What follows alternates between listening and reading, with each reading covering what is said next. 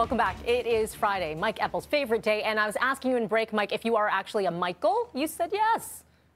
We're learning so many things about you. And middle name, we don't know yet. We want to learn more, Mike. We want to learn more. No, you don't. That's okay. Of course we do. Come on. No, I think the secrecy leads to the intrigue, which is just perfect. Okay, mysterious Mike. Let's talk a little bit about what we've been following in news regarding the consulates. And this is making some major moves on the markets, of course. Yeah, it's something we were talking about earlier this week when the U.S. announced the closure of that consulate in Houston, Melanie, and now China has retaliated, as they said they would, closing the U.S. consulate in the city of Chengdu. And this, again, brings back every time we see heightened tensions between the two trade superpowers, the markets get worried about it. And we saw, actually overnight, a slump for stocks in China by 5%. It's about 1.5% of the negative through the European markets. And interestingly enough, the U.S. Markets aren't looking as bad this morning, down by about a 0.25% on some of the benchmarks. So under that circumstance, something to watch. And the fear is here that it escalates, right? We've seen this time and time again, that they go back and forth with diplomatic measures and then sort of cool things off. So we'll see where this trends here in the near term. You're also following, Mike, obviously, retail failure right now. And is this COVID related, or is this something that was the previous problem? Okay.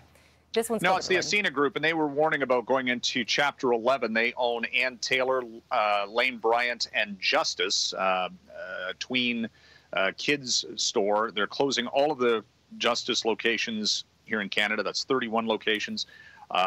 In North America, this company has about 2,200 stores under all of those brands. They're closing about half of them in a bankruptcy reorganization. So we see this cascading effect through the retail sector of reorganizations. I was just reading that Brooks Brothers, which earlier this week filed for Chapter 11, it has a takeover bid just announced this morning, which may save that brand, which has been around since 1818 in the men's and women's wear markets. So again, you're seeing restructurings, buyouts, and again, the problem is the lost jobs. Absolutely. You know, they are closing stores in the process. Let's now talk about some delays when it comes to the big screen. Well, and this is, you know, again, theaters are waiting to reopen. They're trying to with limited capacity. Can they make any money on that? And do they have anything to show? Paramount's delaying the new Top Gun movie to July of next year.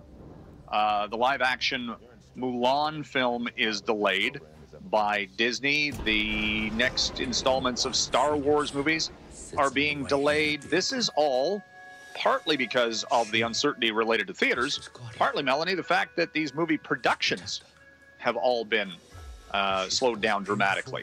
So, you know, there is some going on right now, but how do you get a big budget film, you know, into mass circulation, unless you do what Apple Plus just did with Tom Hanks' latest war epic. So there are ways to do it. It's just a matter of whether or not these companies want to take that risk. Absolutely. We've run out of time, Mike, but we really need to show this Qantas Airlines video that you have flagged for us.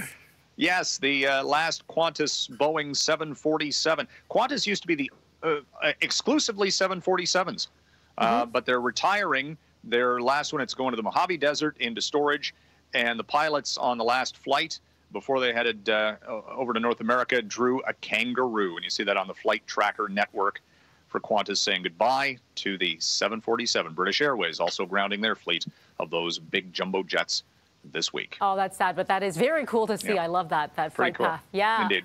All right, Mike, have yourself a wonderful weekend, Michael. Thank you. Do you like Michael? You don't? Yeah, my dad called me Michael. Mike it is. All right. Devo's saying no. Sorry, Mike. He says no.